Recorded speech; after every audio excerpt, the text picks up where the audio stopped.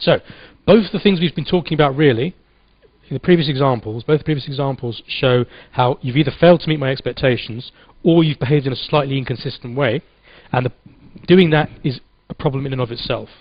If you have to do it for whatever reason, the way you get round it is by providing really strong feedback. And feedback is the technical term for how the site communicates to you, how the site says, this is what I've just done. This is what's just happened. Something did just get added to your cart, and there's a big arrow that says, this is where your cart is, which wasn't in the first example. Similarly, with the second example, we've just switched the navigation to the content area. In order to make sure you know that, I'm going to have a big red star flashing next to this navigation point as an example. So that's feedback. And the feedback has to provide, well, recognition. The audience have to recognize it, by which I mean it has to be noticeable. If it's too subtle, such as we've seen in the previous examples, the fact that this is now orange was too subtle for me to notice that the navigation has shifted. It has to show me the result of any action. So it has to look like navigation, it has to look like a shopping cart, and there has to be redundancy. Redundancy is where you use more than one way of showing information. So that if the colour doesn't work, the fact that it's bold does, or the fact that it's blinking does, whatever it may be. So that you never rely on just one method to communicate something, especially when it's important. So colour change is never enough in isolation, particularly when you think about colourblind people. That's the most obvious example. But equally, when people are scanning, not really paying attention, moving through a site very quickly, things that you think look obvious aren't, because they're not really appreciating the beauty of your web design. No matter how many hours you laboured over it, they're just running through the thing like a bull in a china shop, and you need to really make things as obvious as you can. So, strong feedback incorporates redundancy, we've just said that.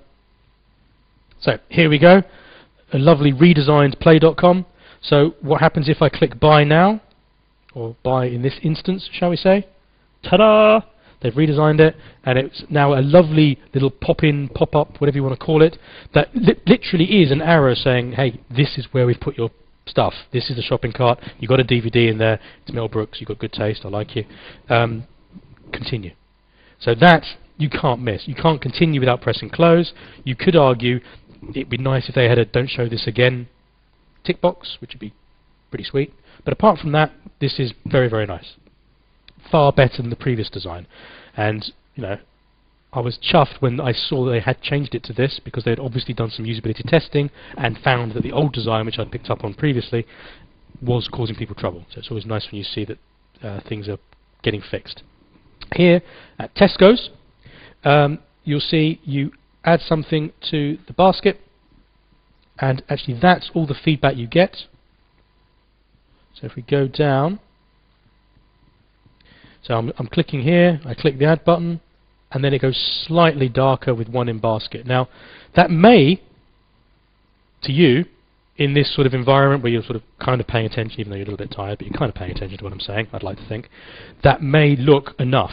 However, me, as a university educated person, and not a little bit glamorous, I'd like to think, didn't get that, and added like 4 or 5 to the basket before I realised what was going on.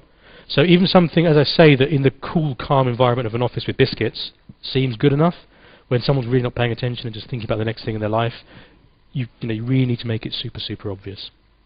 As an aside, quickly as an aside, they've got a navigation column here, which you can scroll down. It's kind of built in frames. They've got the main content area here, which you can scroll down. Then they've got a third column, which is a shopping basket, which you have to trust me, you can also scroll down.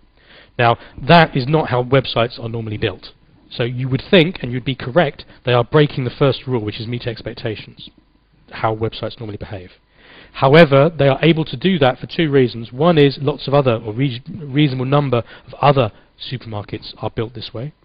The other reason is that they've done the research, one assumes, and made a calculated gamble that this is actually the more efficient way of designing for this task, having different scrollable windows.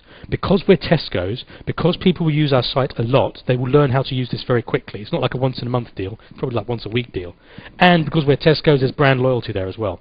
So people are likely to give us a bit of a chance. So even though the design's kind of hard to understand, people will be willing to make that little bit of effort as long as it's well enough designed that it's not really, really hard to understand. So you can see how what might traditionally be called poor practice you can get away with in certain circumstances if you're a certain type of company with a certain type of audience.